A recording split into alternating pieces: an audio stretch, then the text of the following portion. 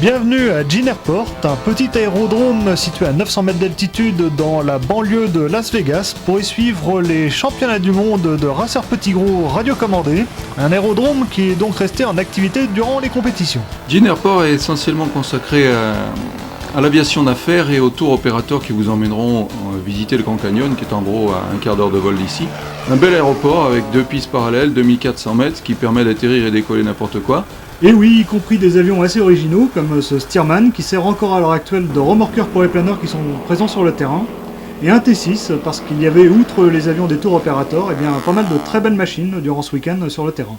Nous avons eu droit en effet en parallèle aux courses à un petit show aérien qui comprenait essentiellement de bonnes équipes de voltige, notamment ici un One Design qu'on était en train de positionner. Mais en fait, ce week-end qui commençait le 21 octobre, le petit terrain généralement tranquille de Jean était envahi par les modélistes et faisait preuve d'une fébrilité assez inhabituelle. En effet, lorsque vous démarrez une course, vous devez amener tout votre matériel. Les organisateurs se contentent de faire des emplacements sur le parking où vous devez vous installer, mais tout votre équipement, à savoir remorque, véhicule, tentes, etc., sont à votre charge. À vous d'installer ce que l'on appelle son pit, c'est-à-dire son espace alloué. En fait, on s'aperçoit que les équipes viennent avec beaucoup de matériel pour la plupart. Ce sont des grosses équipes qui ont effectivement des grosses remorques et puis des moyens techniques assez impressionnants, qu'on n'a pas l'habitude de voir chez nous. Oui, au fur et à mesure des années passant, les petites équipes ont petit à petit disparu. Et il ne reste maintenant plus que des grosses équipes sponsorisées au maximum et qui engagent chacune facilement 4, 5 voire 10 appareils dans chaque course. Ce qui explique effectivement les moyens engagés et l'importance des remorques. La première corvée du matin consiste à monter les appareils et le premier jour, vous avez 2 choses à passer, le contrôle technique et le contrôle radio. Le contrôle technique consiste à une inspection générale des appareils par des commissaires et ensuite vous devez faire checker votre radio, moteur tournant. Ces courses existent uniquement grâce à une présence très importante des sponsors. En effet, il est absolument impossible pour un individu isolé de pouvoir continuer, vu le niveau de compétition actuel, à pratiquer cette discipline. À côté de moi est Ron Eisner, qui est le président de l'USRA, l'Unlimited Racing Scale Association. Je lui laisse en parler. Ron, parlez-nous de l'USRA. Combien avez-vous de membres qui représentent combien d'avions ? Quel est le but de votre association et quelle est son histoire ? Tout d'abord, nous sommes à Jean, au Nevada, aujourd'hui pour courir les finales du championnat du monde de Giant Scale Air Series, qui se déroule selon le règlement de l'USRA. Nous avons à peu près 250 membres, l'organisation a 5 ans et nous essayons de manager les règlements et de faire en sorte de regrouper tous les pilotes intéressés par les courses. L'organisation est dirigée par 4 directeurs et tous sont eux-mêmes à la base des compétiteurs. Et quels sont vos projets pour le futur ? Les courses sont devenues tellement compétitives maintenant qu'il nous faut être beaucoup plus attentifs au respect du règlement, sur la taille des moteurs et leur cylindrée. Nous sommes aussi très attentifs à la sécurité, il faut le dire. Pour le futur, nous travaillons sur la série Aroc, qui sera une course où l'on retrouvera 7 avions identiques, exactement préparés de la même manière, avec les mêmes moteurs, et les champions de chacune des catégories s'y affronteront dès l'an prochain. Nous recherchons à avoir une couverture télé à cette occasion, et c'est à quoi nous travaillons dès maintenant. Est-ce que l'USRA se développe ou reste-t-elle stable en nombre d'adhérents ? C'est un sport très onéreux, je n'ai pas besoin de te le dire, tu es toi-même pilote. Nous grossissons doucement, mais le niveau des compétitions s'est lui beaucoup accru. Il est réellement impossible de vous dire à quel point les courses sont devenues compétitives maintenant. Mercredi après-midi, ça y est, tout le monde est en place, les tentes sont montées, les équipes sont prêtes à en découdre après le contrôle technique. Les courses commencent par des manches éliminatoires et des entraînements qui sont bien entendu suivis avec beaucoup d'attention par la plupart des concurrents. À ce moment, on peut voir déjà quels sont les avions qui vont sortir du lot ou non et où on se situe par rapport à la moyenne. Alors on observe tout ça d'assez loin, bien entendu, puisque les stands ainsi que le public sont parqués à une bonne centaine de mètres de la zone d'évolution par sécurité, c'est bien évident. Cunningham now still leading on the backside of the chute.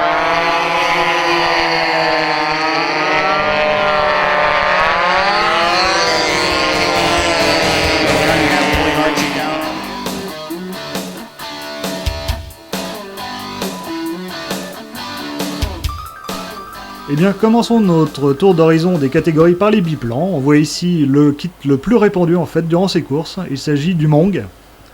Les biplans sont une catégorie relativement nouvelle, ça fait que 2 ans qu'ils ont été introduits en course, et Ken McKenna, ici à l'ouvrage, est l'un des spécialistes. Il a été par 2 fois champion du monde de biplan, et il connaît particulièrement bien son affaire. Notez In-N-Out Burger, qui est son principal sponsor. Oui, il est intéressant de noter que les sponsors ne sont pas forcément des firmes modélistes. Alors les biplans, qui sont comme toutes les catégories de racers, subordonnés à des règles très très strictes au niveau des dimensions des modèles. Oui, les biplans sont des modèles de petite taille, une envergure d'environ 1m55, 56. Ces modèles doivent être la reproduction au tiers, 34% pour être exact, de modèles ayant été qualifiés lors des courses de Renault. Oui, alors depuis les origines des courses, ce qui fait qu'on pourrait retrouver des avions assez inattendus dans des courses, comme des Youngmeister, des Christian Eagle, des Ultimate, des Waco, enfin un grand mélange d'avions. Alors évidemment, en fait, on en trouve très très peu de modèles différents, et ces avions ont disparu parce qu'ils ne sont plus du tout compétitifs vis-à-vis des Mong ou autres Haute Canary, etc., qu'on retrouve actuellement dans les courses. Le moteur le plus utilisé au niveau de ces biplans est le Zenoa Bicilan, le 445. Auparavant, le Cadra 75 était assez prisé, mais largement détrôné par la version Glow du Zenoa. Le poids minimum des avions est de 10 kg, ils excèdent rarement cette masse, en fait, il y a tout intérêt à être le plus léger possible, je présume. Oui, bien entendu, le poids est directement lié au résultat en vol, et plus un avion est léger, plus il volera vite à puissance égale. Alors on assiste ici au décollage d'une course, les avions décollent un par un aux ordres du starter. Et les courses comprennent, si tout se passe bien, 5 appareils simultanés. Elles se déroulent sur 6 tours. Ici à Jean, du fait du manque de profondeur de terrain, il n'y avait que 2 pylônes, mais généralement c'est autour de 3 pylônes.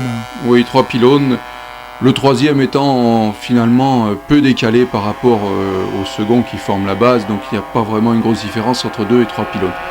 Alors les biplans, comme tu viens de le dire Alain, sont une catégorie assez récente, et il y avait assez peu de pilotes cette année, 12 engagés à Jean. On voit ici la finale qui s'est déroulée donc le dernier jour. Et cette fois-ci, le titre des champions du monde ne va pas être remporté par Ken McKenna, mais par John Craig, qui avait également remporté les 2 autres courses qui comptaient pour ce classement des championnats du monde, à savoir la Golden State qui se déroule à quel endroit ? Rialto, à côté de Los Angeles. Et donc la course de squash qui s'est déroulée cet été à la fin de la grande convention bien connue de l'EAA du côté de Chicago. Vous engrangez à chaque course un nombre de points, et sur 3 courses de l'année, seuls vos 2 meilleurs sont retenus pour faire un classement général, lequel vous donne accès au titre ou à une place d'honneur. Alors la catégorie des biplans qui semble être en fait la plus abordable d'un point de vue financier. Oui, financièrement, le coût d'un biplan est relativement abordable. Un biplan comme le Mong que nous avons vu tout à l'heure coûte en gros environ 4 à 5 000 francs le kit complet. À cela vous rajoutez 5 000 francs pour le moteur et vous êtes pratiquement prêt à courir. Ce n'est pas donné, mais c'est facilement moitié moins cher que n'importe quelle autre catégorie. Des avions extrêmement nerveux qui ont une vitesse de pointe de l'ordre de 200 km/h à peu près. Oui, surtout rapporté à la taille des avions, cela paraît assez impressionnant. Il est à noter surtout l'extrême maniabilité de ces petits appareils, c'est vraiment des mouches. Et aussi, vous allez le voir un tout petit peu plus loin, leur difficulté à atterrir. Ces appareils sont centrés à limite arrière, ce qui les rend extrêmement instables. Ceci associé à leur voie étroite à l'atterrissage, et la plupart d'entre eux se terminent comme cela.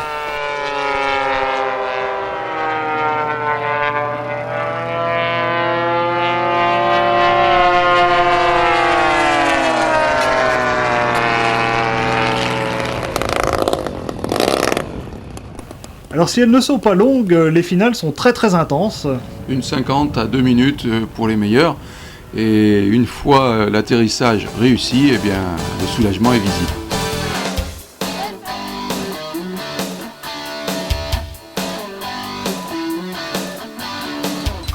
Nous passons maintenant à la catégorie reine, les T6, tout du moins par le nombre de concurrents, c'est largement la plus représentée. Et on voit ici les membres de l'équipe des Bandit Racing en train de polisher l'avion. Ils passent une couche de cire, vous voyez que tous les T6 brillent énormément. Alors est-ce que c'est très efficace? C'est pas sûr du tout. En tous les cas, c'est bon pour le moral. Oui, c'est très certainement très peu efficace. Le T6 c'était initialement la catégorie de base, c'était la catégorie par laquelle vous commenciez. Initialement prévue pour être la moins coûteuse, mais malheureusement, dirons-nous, l'évolution de la catégorie en a fait une catégorie très onéreuse. Oui, puisque les kits Race Pro sont tout en fibre. On voit ici ton avion, Alain, qui est au ravitaillement, puisque le ravitaillement, donc le carburant et l'hélice sont fournis par l'organisateur.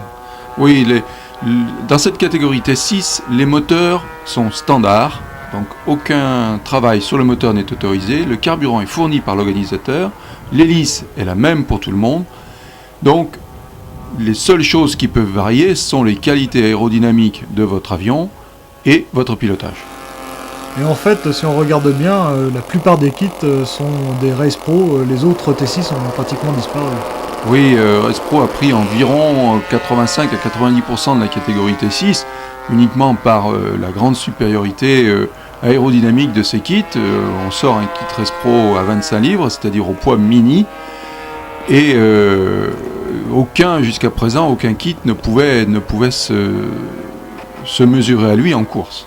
Ce sont des kits donc tout plastique, dont les ailes sont moulées également donc en moule, en stratifié.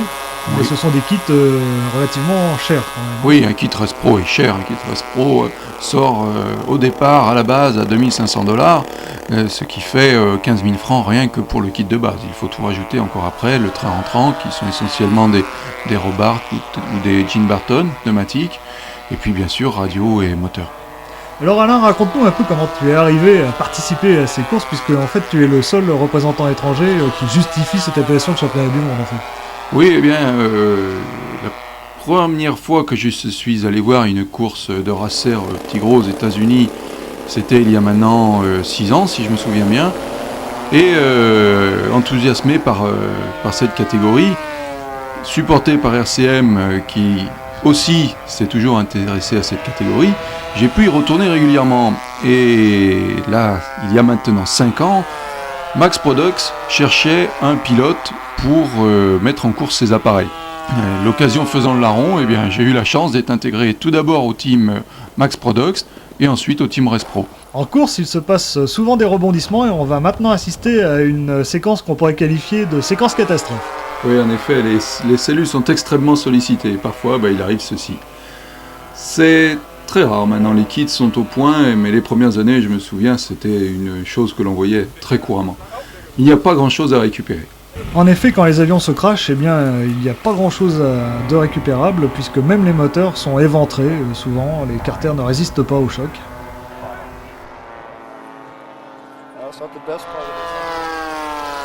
Du fait de la similitude de performance, il n'est pas rare qu'on se retrouve ensemble au même moment, au même pylône. Et voilà ce qui arrive. Ces collisions en vol sont maintenant assez rares, étaient très courantes lors du début de la catégorie T6. Et lorsque deux pilotes se rentrent dedans, les deux sont disqualifiés, même si l'un des deux peut poursuivre la course. La formule monotype de T6 augmente bien entendu les risques, puisque les avions ont des performances assez proches, mais d'un autre côté, eh bien, c'est ce qui rend aussi spectaculaire ce type de course, puisque les avions eh bien, restent très proches les uns des autres pendant toute la durée des courses, et généralement, eh bien, les écarts sont très très faibles à la fin des 6 tours. Je dois dire que de toutes les courses que j'ai pu voir à Jeans, je pense que ce sont celles des T6 qui m'ont laissé les meilleurs souvenirs par le spectacle qu'elles ont offert. Si nous volions un peu maintenant le côté technique du T6, les appareils font 101 pouces, c'est-à-dire 2,60 m d'envergure. Ce sont des reproductions 1/5 du T6 qualifié à Renault. Ils doivent être traités maquette, c'est-à-dire que les formes extérieures doivent être conformes au réel, avec une bulle donc biplace, un pilote à l'intérieur, train rentrant bien entendu. Seule la taille des ailerons et de la profondeur peut être légèrement modifiée. Et sur les kits Race Pro, vous avez peut-être pu voir tout à l'heure qu'en fait on ne voit pas de fente au niveau des articulations de gouverne, tout simplement parce que comme sur un planeur de F3B, eh bien c'est la peau de la stratification qui fait articulation.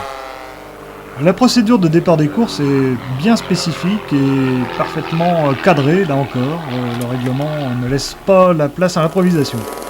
Vous avez 2 minutes pour démarrer votre moteur et décoller. Ceci pour tous les appareils. Le chrono démarre et en 2 minutes, les 5 appareils doivent être en l'air. Ensuite, le chrono est remis à 0 et vous avez 1 minute pour vous positionner de façon à passer la ligne de départ plein pot au bout de 7 minutes, dans un départ de type régate. Inutile de vous dire qu'en T6, un départ loupé et vous n'avez aucune chance de rattraper le restant de la meute. Derrière chaque pilote aidé de son colleur, vous avez le chronométreur officiel qui compte les tours et le temps que met le concurrent à effectuer donc le parcours. Parce que, encore une fois, c'est pas forcément la position, mais le temps que vous mettez pour faire les 6 tours qui compte. Oui, absolument.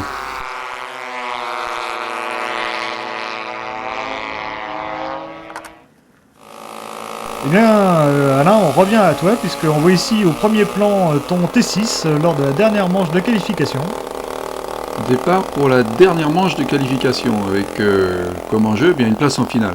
Après réglage du moteur à la pointe par Maître Joe, décollage sans se laisser embarquer par le couple et par le vent de travers.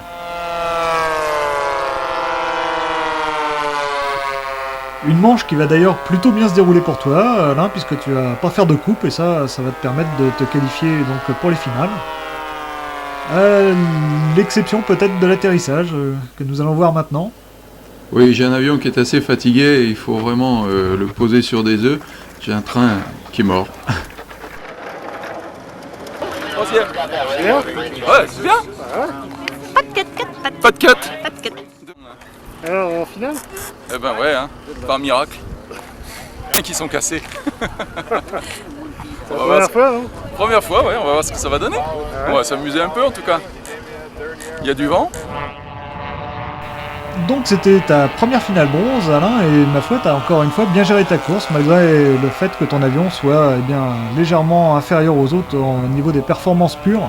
Oui, au niveau des performances pures, et puis en plus, bon, j'ai pas pris un excellent départ, donc ce qui fait que je me suis retrouvé une demi-longueur derrière les autres.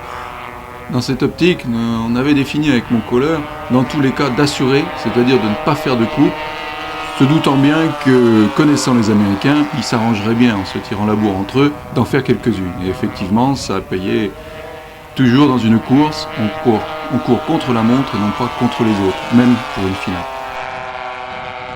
Alors on remarque ici que les évolutions se déroulent souvent à très très basse altitude, et il y a une raison à ça? Non, il n'y a pas de raison particulière, notamment celui-ci a bien failli gagner. Troisième. En transition, nous passons maintenant à la finale Gold, c'est-à-dire la vraie finale, celle qui départageait les meilleurs pilotes à la fois pour les courses de jean et pour le championnat du monde. Ici, la séquence de démarrage, vous avez une fenêtre de 2 minutes pour mettre les 5 appareils en l'air. Et tout cela se passe avec la deuxième piste de l'aéroport de Jean en activité. Ici, le décollage d'un superbe Corsair en parallèle avec le restant des courses. Le décollage est parfois un peu scabreux, même à ce niveau-là, et il faut toute la dextérité de chacun pour arriver à s'en sortir. Parfois, assez mal. Mais certains n'arriveront même pas à décoller. Alors dans ce cas-là, c'est l'avion de sauvegarde qui prend la place du concurrent qui n'a pas réussi à décoller. Oui, pas l'avion de sauvegarde, c'est le premier ou le deuxième alternate. Il y a toujours 2 pilotes supplémentaires qualifiés pour la finale qui sont prêts à partir au cas où l'un des qualifiés ne parviendrait pas à décoller, ce qui permet d'avoir à coup sûr 5 avions en course pour la finale. Il ne reste plus qu'à se positionner ensuite le mieux possible pour passer au bout d'une minute la ligne de départ à pleine vitesse. Et celui qui prend la tête dès le départ de cette finale, eh bien c'est Fred Burgdorf. Oui, Fred Burgdorf, le patron d'APC que nous avions vu en tout début de finale, assez tendu. Ce qui m'étonne, c'est quelqu'un qui est habituellement très à l'aise en racer, il pratique le racer depuis des années et des années, toutes les catégories confondues. Et on le voit ici à ses trajectoires, l'avion est le numéro 75, des trajectoires assez propres, qui montrent une grande habitude du circuit. On va dans le gros plan au passage là.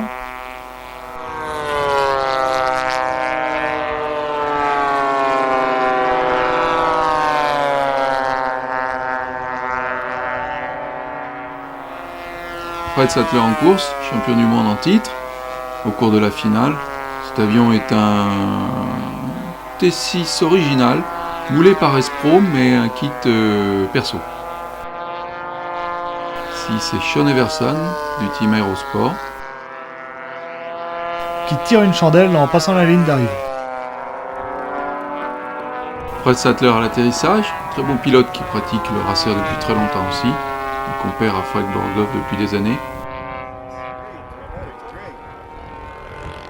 Fred Bergdorf à l'atterrissage, à la poursuite de titres depuis quelques années maintenant, mais pas encore réussi. Un peu moins académique. Mais les trains sont solides. Et Sean Everson, eh bien, champion du monde en titre cette année.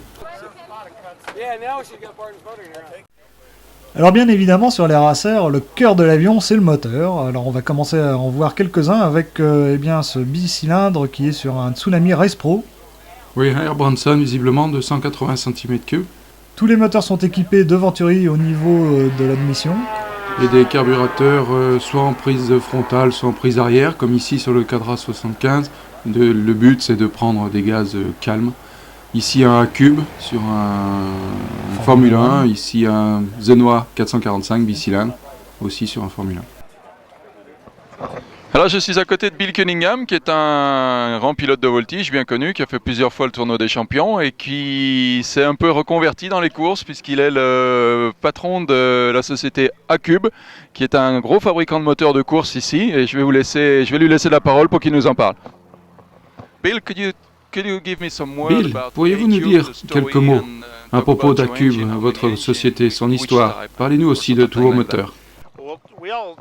Nous avons commencé à courir en 1993, année où nous avons participé à notre première course de Madeira. Nous avions utilisé le moteur d'un autre fabricant. Après avoir analysé nos sentiments sur cette course, de retour à la maison, nous avons réfléchi à la possibilité de faire un bicylindre à cause des vibrations causées par les monocylindres. Alors nous avons développé ce twin à partir de cylindres 4.4 cubic inch Husqvarna, ce qui nous a permis au passage de faire un monocylindre ainsi qu'un bicylindre de 8.8 cubic inch. Et ce moteur est rapidement devenu l'un des plus populaires des courses. Nous avons donc un 4.4 qui va très bien en Formule 1. Nous avons aussi un 5.7 utilisé également en Formule 1 et un 11.4 bicylindre qui est utilisé sur les lancers. Quant à celui-ci, c'est notre tout nouveau moteur, un 240 cm3. Le prototype participe pour la première fois ici à des courses sur Mont Vendetta. Je fais des essais de vilebrequin, d'adaptation d'hélice, de pressurisation du carburateur. Et ce moteur a également été développé pour le TOC, où on a déjà utilisé des 8.8 par le passé. Ce moteur est un prototype pour un nouvel avion du TOC, un Chills 202 à 55%. Nous sommes toujours en phase de développement pour celui-ci, mais en course, A-Cube a toujours eu d'excellents résultats. Nous utilisons du méthanol, des glow plugs, pas d'allumage, et nous avons une excellente fiabilité. Quel type d'hélice utilisez-vous? Nous tournons généralement avec une Race Pro 25 par 25 recoupée à 21 pouces sur le moteur 11.4 uniquement. Le 8.8 tourne avec 24 pouces de pas et ce moteur-ci entraîne une 26 par 26. Ce sont toutes des Race Pro en fibre de carbone. Et quel régime obtenez-vous? À 9000 tours en général, c'est ce qu'on essaie d'avoir au sol. Alors on voit ici que le moteur de ce Super Unlimited est emmailloté dans un carénage destiné à le refroidir sous le capot. Oui, pour canaliser un peu l'écoulement d'air. Les moteurs, en règle générale, sont montés fixes, voire très légèrement amortis. La lutte contre le bruit n'est pas à l'ordre du jour, c'est uniquement une façon d'isoler la radio des vibrations, mais c'est tout. C'est pour aussi cela que les versions bicylindres sont préférées aux monocylindres. Un détail du train qui montre que les trappes sont souvent métalliques pour évidemment être plus résistantes lors des atterrissages un peu durs. On a vu que c'était assez courant quand même. Et voici bien l'installation typique d'une grosse équipe. Alors vous voyez que les moyens pour entretenir les modèles entre chaque manche sont importants. Tout l'outillage nécessaire est sous la main et il y a un mécano qui est souvent au sein des équipes attitré à un avion. Comme vous pouvez le voir ici, la plupart des équipes démontent systématiquement les carburateurs après chaque course, officiellement pour changer les membranes, refaire les joints, etc. Officieusement aussi pas mal quand même pour s'occuper. Oui, il est indéniable que toute cette mécanique qui est faite autour des avions entre chaque manche participe à l'esprit de professionnalisme qui est voulu par l'USRA, puisqu'ils veulent organiser ces courses à l'image de ce qui se fait dans la compétition automobile grandeur. Le NASCAR, pour ne pas le citer, semble être leur exemple. D'autre part, il faut bien savoir que le public déambule dans les stands, déambule dans les pits comme cela, Et il est assez friand de voir des moteurs démontés, des gens qui savent faire sur les mécaniques, et ça fait aussi partie un peu du folklore des courses.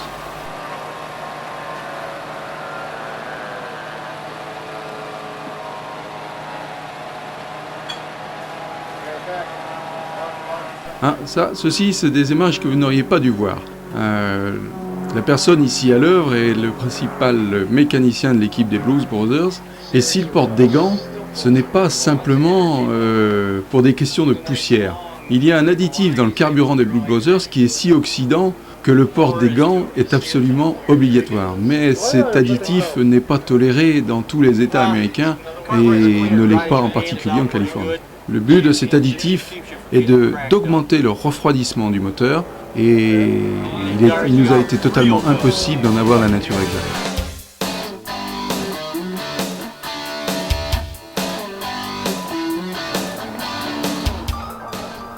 Nous passons maintenant à ce qui est sans doute la plus esthétique des catégories de raceurs modèle réduit, ce sont les Formule 1, donc les reproductions à l'échelle de 42% des raceurs qui volent à Renault, entre autres, de très très beaux avions, de petite taille, mais malgré tout, vu l'échelle, ça fait des beaux modèles réduits de plus de 3 mètres d'envergure pour certains. Au point de vue nombre de concurrents, eh bien, c'était la catégorie qui venait juste après le T6, avec 19 concurrents en course. C'est l'évolution logique d'un pilote de T6 passé sur Formule 1 après.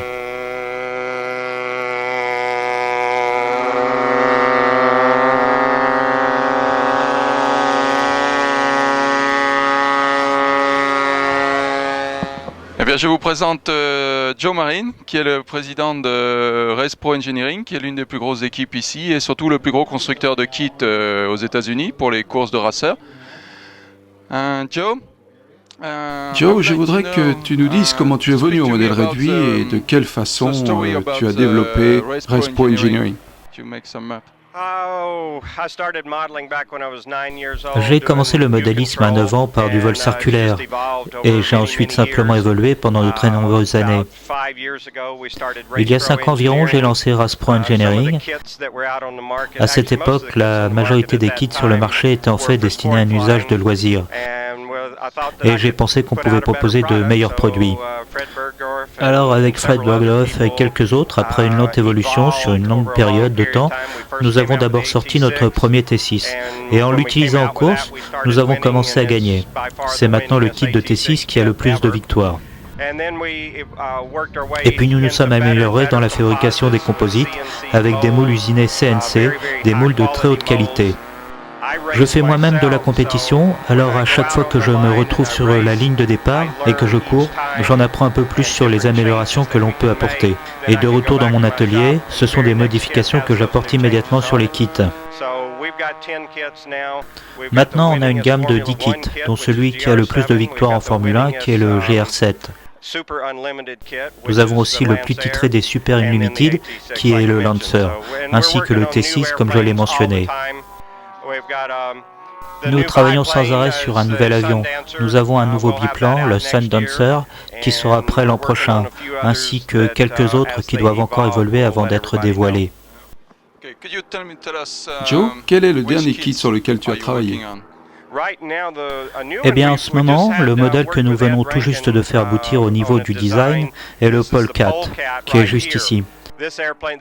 Cet avion est un prototype qui est un peu lourd car nous avons dû lui apporter des changements, ce dont nous venons de discuter.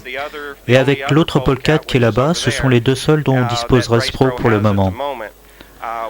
Nous arrivons au bout du développement de cet avion et il est maintenant prêt pour le marché.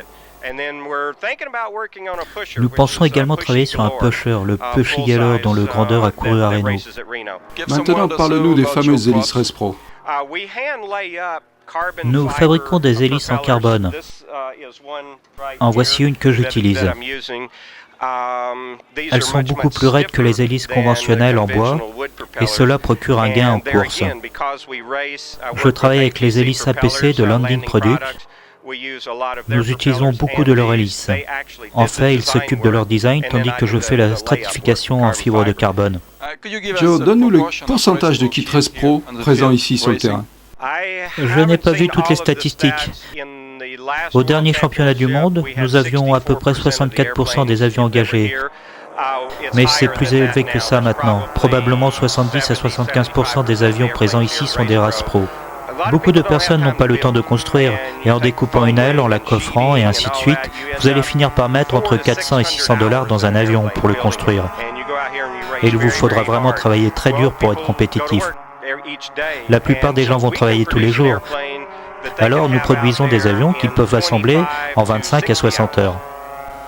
Pour en revenir aux caractéristiques techniques des Formule 1, ils sont donc à l'échelle de 42%, ce qui traduit chez nous en méthode européenne, je dirais, représente à peu près le 1 à 2,5, c'est donc des gros modèles, le plus gros que le tiers. Ils peuvent être encore plus gros d'ailleurs, mais ils sont limités par la masse maximale autorisée qui est d'environ 20 kg. Quant à la motorisation, eh bien, elle aussi est fixée puisque la cylindrée maximale est de 75 cm3, ce qui impose pratiquement des moteurs, comme on l'a vu, du genre Quadra 75 ou alors le Zenoa bicylindre qui semble avoir de plus en plus de succès ici. D'autres points sont évidemment très détaillés par le règlement, comme l'épaisseur maximale du profil qui ne doit pas être inférieure à 10%, aussi bien à l'emplanture qu'au saumon. En revanche, on peut utiliser un profil de modèle réduit, on n'est pas obligé de reprendre le profil qui est utilisé sur l'avion grandeur.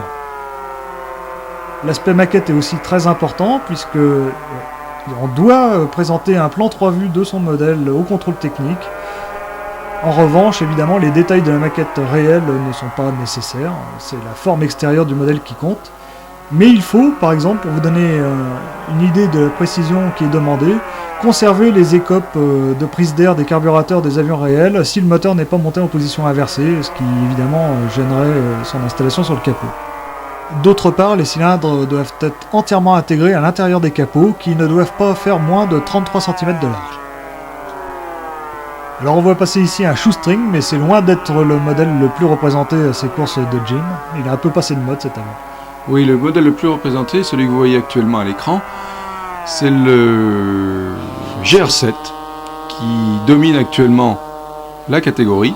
Ici un pole 4 au décollage.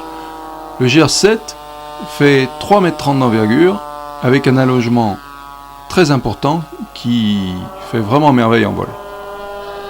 Alors ce GR7 précisément va avoir quelques petits soucis, quelque chose d'assez spectaculaire lui est arrivé, vous allez voir ça.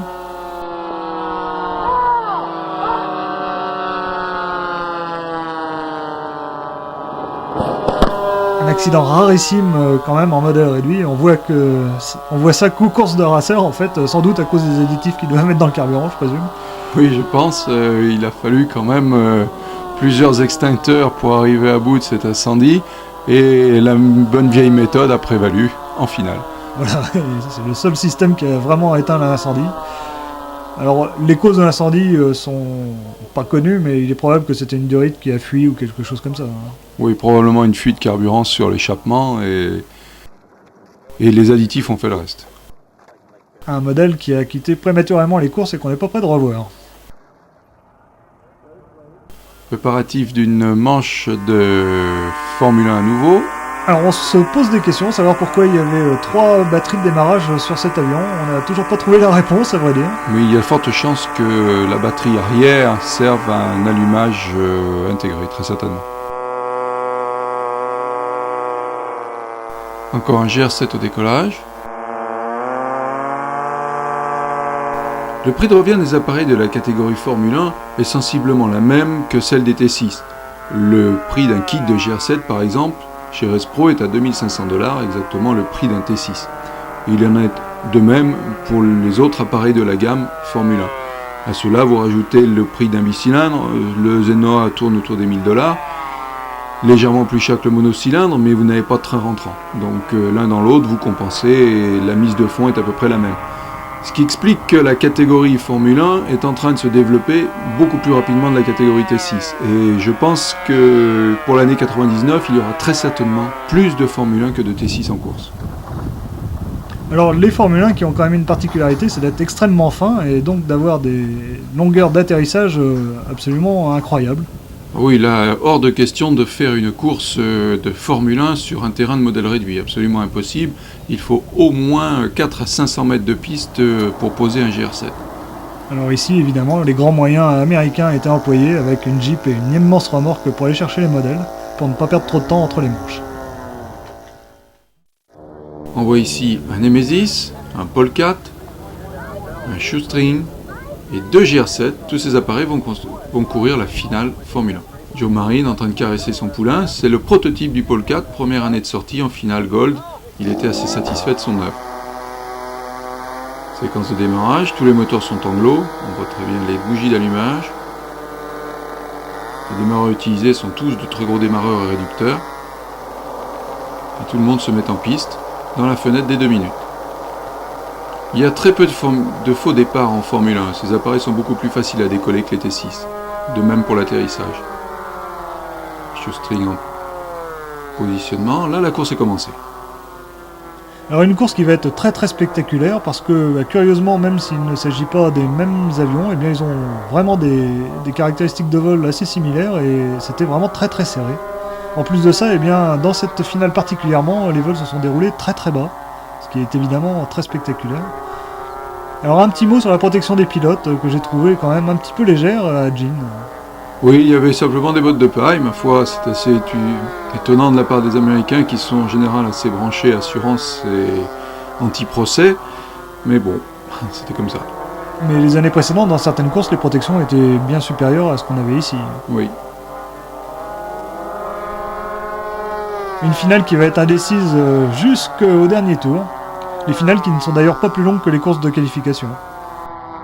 Eh bien j'envie mes collègues de Model RPN News, puisque dans leur équipe ils ont une sympathique reporter qui était venue ici couvrir l'événement, Debra Thorpe, qui a bien du mal à suivre les avions en l'air. Comme tous les photographes, je peux vous assurer que c'est vraiment pas facile. Un shoestring. Les virages au pylône étaient assez groupés. Et les GR7 ont quand même fini par faire la différence. Vous voyez dans le dernier tour que vraiment les avions étaient encore au coude à coude. Ici, le directeur de vol indique aux pilotes leur ordre d'atterrissage.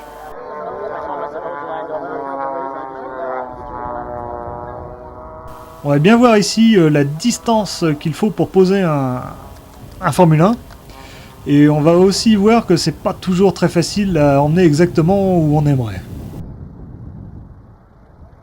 C'est Ken Thornton qui va en faire les frais, le malheureux, alors qu'il vient juste de gagner cette finale.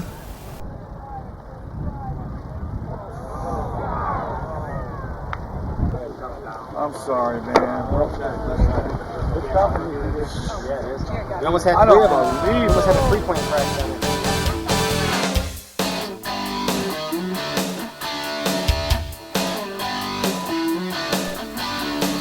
Ce Red Lion est un très bel exemple d'avion concurrent dans la catégorie des Thompson Trophy. Alors les Thompson Trophy, eh bien, ce sont des maquettes d'avions qui ont évolué dans les courses du même nom entre 1929 et 1939. C'est donc assez restrictif, ce sont des machines de l'âge d'or des courses aériennes. Alors, pas d'échelle définie pour ces modèles, mais une longueur de 4 mètres qui représente l'envergure plus la longueur du fuselage. C'est un critère un peu spécial, mais pourquoi pas, finalement, ça fait des machines assez grosses. Les moteurs utilisés sont un maximum de 75 cm3 pour les avions à train entrant et jusqu'à 100 cm3 pour les avions à train fixe.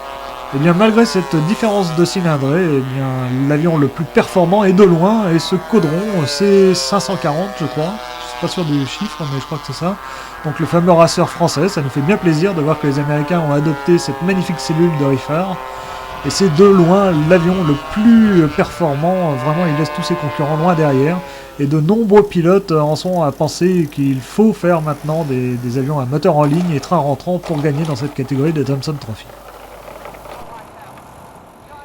Eh bien, je suis maintenant avec Joe Casey qui vient de Floride. Contrairement aux autres concurrents, il n'a qu'une petite équipe, il est tout seul, il a son Thompson Trophy qui est là. Et il se débrouille ma foi pas trop mal puisqu'il est bien parti pour aller en finale. Je lui passe la parole pour qu'il vous explique un peu comment ça marche. Joe, could you explain? Joe, pourriez-vous nous expliquer comment vous êtes venu faire des courses en Thompson Trophy comme ça et quelle a été votre principale difficulté pour venir avec une toute petite équipe comme ça et vous intégrer dans ce milieu de course? J'ai commencé à courir il y a un an à Oshkosh. Ça a été ma première course.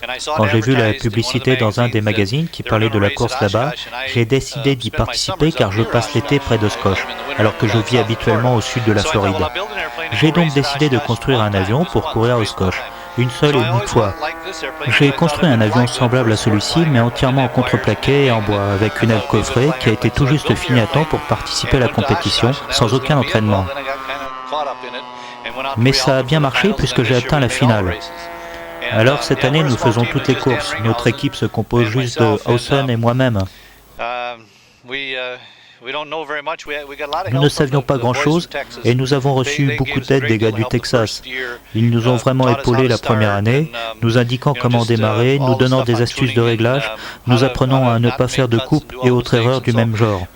Dans cette catégorie, il y a vraiment de l'entraide et malgré la compétition, il y règne jusqu'à maintenant un véritable esprit sportif. Si quelqu'un voulait se lancer avec de petits moyens, je lui dirais simplement de faire un avion facile à faire voler comme celui-ci, qui a un grand bras de levier arrière, avec une radio fiable, et de mettre un gros moteur dedans. On utilise de l'essence comme 75% des concurrents l'ont passé, et on s'en est très bien sorti. On n'était pas premier, mais on a toujours été en finale gold à toutes les courses. On était tous à quelques secondes l'an passé, mais cette année c'est beaucoup plus compétitif. Et certains vont vraiment très vite avec des moteurs au méthanol, et on a du mal à les rattraper. Alors pour l'an prochain, il va falloir que je construise un avion à moteur en ligne avec un train rentrant. Joe, si tu avais un conseil à donner à un nouveau venu, par quoi lui conseillerais-tu de commencer? En T6, en Formula 1 ou en Thompson Trophy, en biplan? En Thompson Trophy, absolument, pour un couple de raisons. C'est une petite catégorie et on peut se retrouver en gold assez facilement. Il n'y a que 7 ou 8 avions ici et 2 seulement sont éliminés, sans doute parce que très lents ou parce qu'ils n'ont pas pu toujours courir. Le Thompson Trophy est vraiment une catégorie d'initiation. C'est une très bonne catégorie pour débuter et il y a d'ailleurs beaucoup de nouveaux qui découvrent comment se déroulent les courses. Alors pour ceux qui veulent courir, le Thompson est vraiment une excellente catégorie. Et est-ce que tu as trouvé des sponsors pour courir? Non, je n'en ai pas. J'en ai eu l'opportunité, mais je n'ai pas encore pris la décision. Si j'en ai un, ce sera pour l'année prochaine. Et quel est le montant qu'il faut pouvoir investir pour être compétitif en Thompson Trophy? La réponse, c'est que si vous construisez tout par vous-même, cela coûte nettement moins cher. Sinon, le prix habituel, si vous achetez un kit, est aux alentours de 300 à 400 $. Quant au moteur, il coûte de 700 à 1000 $, peut-être même 1100 $, ce qui fait déjà 1500 $. Les cerveaux coûtent 45 à 50 $ pièce, et il faut de bons cerveaux, il en faut 6 ou 7. Finalement, on arrive entre 1500 à 2000 $, mais j'ai tout construit en scratch, et j'ai dépensé moins d'argent dans cet avion. J'ai découpé mon aile et j'ai réalisé mon fuselage en fibre de verre moi-même. J'ai fait la forme et le moule pour celui-ci, alors ça m'a coûté moins cher. Mais la plupart des gens achètent des kits. Mais il n'y a pas beaucoup de kits de Thompson Trophy fabriqués, c'est un problème, il n'y en a juste que quelques-uns. Thank you, Jeff. Eh bien nous voici à la finale des Thompson Trophy. Alors ce n'est pas une surprise, on retrouve les Caudrons en première ligne, ainsi qu'un très très bel avion. Hughes 1A. Ainsi que l'avion de notre ami Joe Casey, qui est un Turner Special. Il mesure 84 inches d'envergure, ce qui représente à peu près 2,10 m. Red Lion aussi, 84 pouces, 2,10 m, même façon, même chose. Tous les deux sont issus de design de Horst Hessler.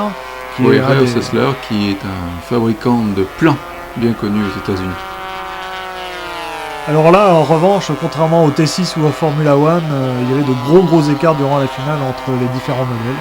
Oui, les Caudrons sont intouchables. C'est de l'ordre de 1 tour sur 6 tours. Ils sont vraiment hors de portée. Alors il y a 2 cours. Oui, voilà. En revanche, derrière les suivants, eh bien, eux se battent vraiment à chaque pylône. Le Hughes aurait pu être une bonne alternative au Caudron. Il est fin comme le Caudron, avec un train rentrant, mais celui-ci n'a pas été à la hauteur. Nous verrons cette année, en 99, les évolutions qu'il va y avoir en Thompson Trophy.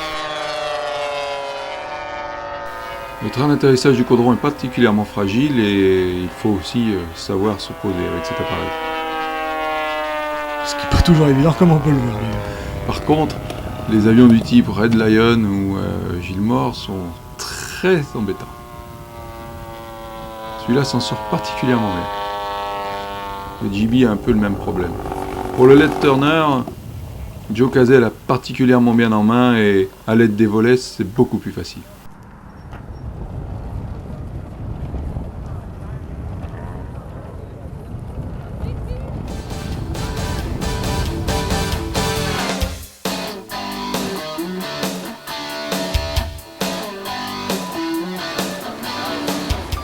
Ils sont rares, mais en voilà justement un concurrent en Unlimited qui fait partie d'une petite équipe puisqu'il est tout seul. Oui, c'est assez rare, particulièrement en Unlimited. Je me souviens plus du nom de son équipe, mais je me souviens l'avoir vu poncer des hélices depuis 5 ans. C'est un amoureux des hélices, je l'ai vu poncer les hélices bois et maintenant il s'attaque à une hélice Race Pro. Il devrait faire attention compte tenu du prix de ces hélices, $350 pièce, il vaut mieux en prendre soin.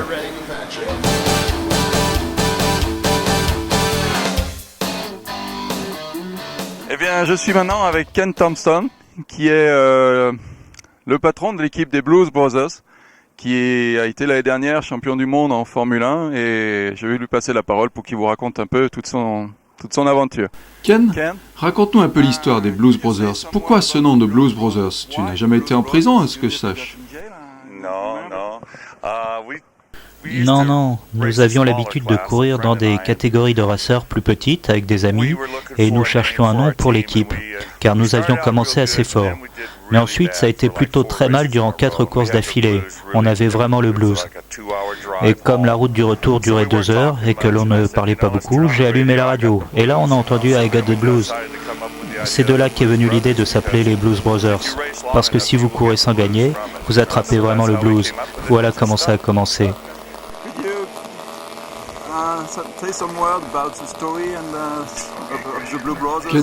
Donne-nous un peu les résultats de ton équipe.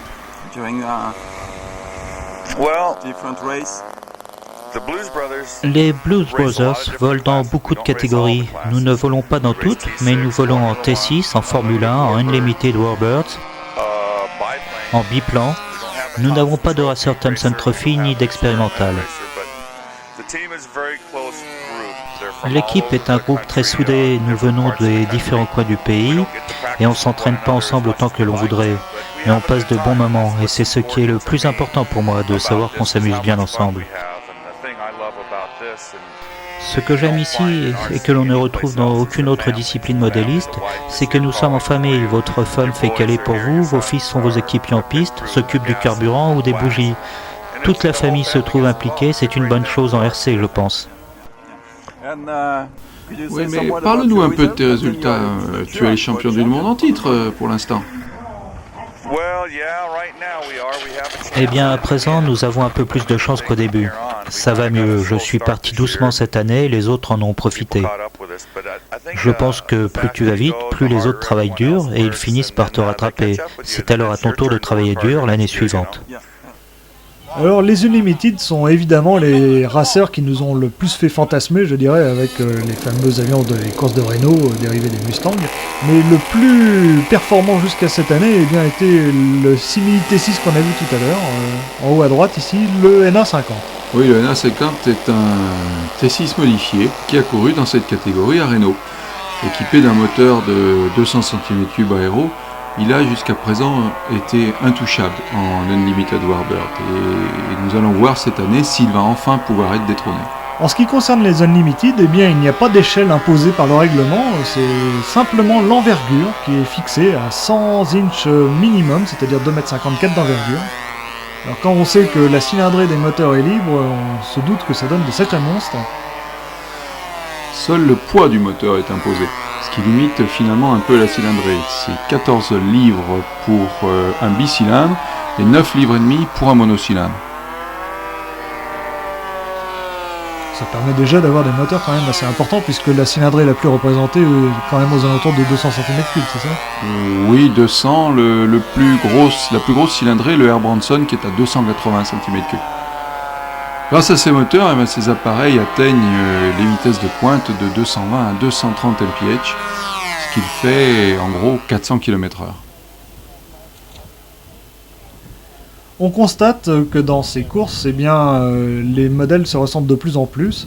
Il y avait au début quelques bimoteurs qui étaient autorisés en catégorie Unlimited, mais ils ont disparu. Oui, seuls les plus rapides restent en course, bien entendu. J'ai vu il y a quelques années des Tiger 4, des P38, des Pond Racer. Avoir plusieurs moteurs, eh bien, ça multiplie le nombre de pannes possibles, ça augmente le temps de démarrage et toutes ces solutions ont amené à l'extinction de ce genre de modèle. Alors voilà, une image qui fait mal au cœur, un avion qui n'a pas réussi à décoller, qui en plus a cassé son hélice Race Pro. Oui, ça c'est des choses qui arrivent. Les décollages sont vraiment problématiques à cause du couple des moteurs. Il faut vraiment mettre les gaz tout doucement. Oui, notamment ce Beer 4 là, qui se laisse bien emporter mais bien récupérer. Alors, il faut surtout pas sortir de la piste à droite parce que c'est passage du plan de sécurité et 0 à la manche. Ce super Beer 4 qui donc a été assez loin durant ses courses. Un avion trapu mais très performant. On voit ici le Vendetta de Bill Cunningham. Très reconnaissable avec son aile en flèche. C'est donc bien entendu un dérivé du Mustang qui a couru à Renault.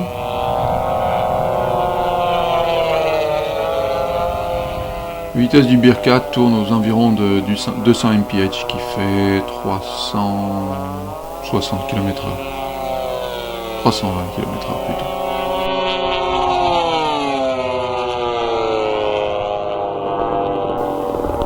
Alors un point intéressant du règlement, c'est que la voltige est totalement prohibée. Même à la fin d'une course, si vous avez gagné, vous n'avez pas le droit de passer un tonneau de victoire. Et je dois dire que ça m'a beaucoup surpris, mais les pilotes s'y tiennent. Ah, c'est l'élimination pure et simple. Au premier plan, un Super Corsair équipé d'un moteur 280 cm3 Branson. Ici le Miss Ashley avec un aéro de 100.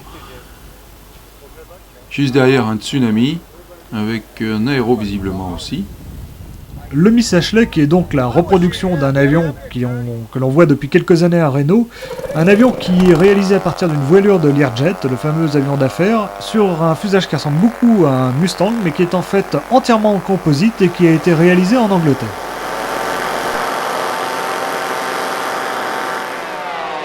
La catégorie Unlimited est bien entendu l'une des plus spectaculaires, vraiment c'est les courses que tout le monde regarde. Et le bruit des moteurs, il est pour quelque chose. Nous vous laissons apprécier.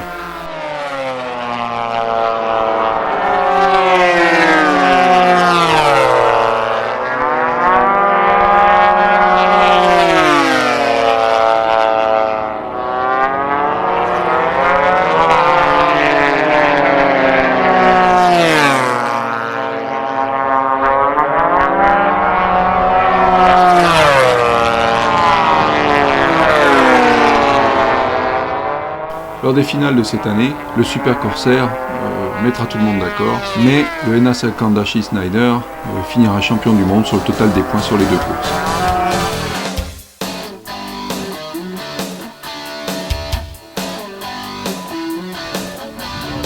Eh bien, nous allons terminer ce reportage par la catégorie des avions les plus rapides, les expérimentaux, où l'on retrouve principalement les lancers. Et à titre exceptionnel, cette année, un caudron. Alors la catégorie expérimentale, qui est une catégorie très ouverte, puisqu'en fait c'est une catégorie où on retrouve tous les avions qu'on peut pas mettre dans d'autres catégories, dans d'autres classes. Initialement, elle a été créée pour séparer les lancers du lot des Warbird Unlimited, car l'écart de vitesse entre ces appareils et les autres appareils de la catégorie était tel qu'il n'y avait plus de course. Donc les organisateurs ont décidé de sortir les lancers du lot et de créer une catégorie à part, expérimentale, regroupant tous les lancers, puis plus tous les autres appareils n'entrant pas dans les catégories Warbird. Autrement dit, des avions qui pourraient concourir dans d'autres catégories s'ils avaient par exemple un moteur d'une cylindrée inférieure, etc. Oui, c'est un peu la catégorie fourre-tout, où l'on place les avions que l'on ne veut pas voir dans les autres catégories. Et vous allez le voir, les lancers sont également spectaculaires par des trajectoires tirées au cordeau, avec en particulier des virages qui sont très serrés et ils semblent vraiment rebondir, ces avions. N'oublions pas que le Lancer est initialement un avion de tourisme et il est assez étonnant qu'il ait pu courir à Renault dans cette catégorie des Unlimited, puisqu'il a été opposé à des Mustangs. Bien que surmotorisé, le Caudron a été complètement surclassé durant ses courses d'expérimental, et ce sont donc les lancers de Race Pro, puisqu'il s'agit là encore des kits de Joe Marine qui ont survolé la catégorie. Alors un modèle relativement petit finalement. 2,50 m d'envergure quand même, pour un poids oscillant entre 12 et 13 kg. Les moteurs à cubes équipant les lancers sont de 150 cm3, et il y a aussi pas mal d'aéros en 200 cm3. Alors, le train entrant du Lancer est un peu particulier puisqu'il se rétracte dans le fuselage, vers l'arrière, un peu comme ceux des Cessna d'ailleurs. L'aérodynamique de cet avion est très travaillée, le profil de l'aile est particulièrement mince. J'ai écrit dans le reportage de RCM que je pensais qu'il était directement issu des profils utilisés par les modèles de vol électrique de compétition, genre MH32 ou Selig. Je pense effectivement que ce sont des profils laminaires qui sont utilisés sur ces modèles. C'est d'ailleurs en particulier ce qui lui a donné ses caractéristiques en virage, avec un rayon extrêmement faible et une action très mordante dans l'attaque des virages. Il est à noter que l'aile du lanceur, ça se voit bien ici, est très étroite. Et les premières années, un lanceur sur deux pliait les ailes au pylône. Maintenant, les choses ont l'air assez résolues. Encore un petit problème d'incendie à bord, encore un avion prématurément éliminé. Vous pouvez voir ici que le jeune pilote qui est en train de démarrer son Caudron ne porte pas de casque anti-boule. C'est à mon avis complètement déraisonnable parce que je peux vous assurer que le niveau sonore sur la piste quand les moteurs démarrent est bien fait que le seuil de la douleur est largement dépassé, ce qui est un indicateur du fait que la surdité n'est pas loin, une surdité irréversible. Il est donc très important de se protéger au mieux.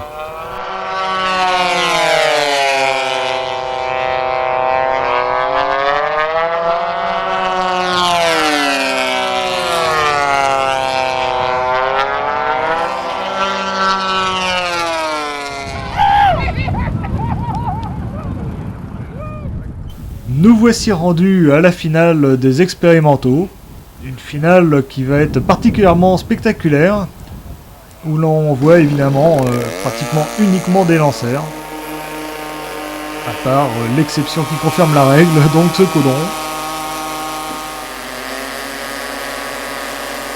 Cette finale verra la victoire de Bill Cunningham, mais les championnats du monde seront remportés au total des points sur les deux courses, Oshkosh et Jean, par Archie Snyder. Archie Snyder qui pilote un lanceur aux couleurs dorées de tous ses avions. Et vous allez le voir, cette finale va nous réserver des surprises jusqu'au bout.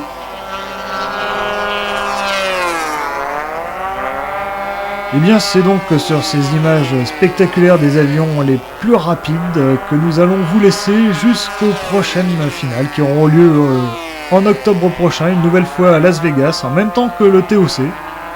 Merci d'avoir été avec nous pour ce reportage et à bientôt. À bientôt.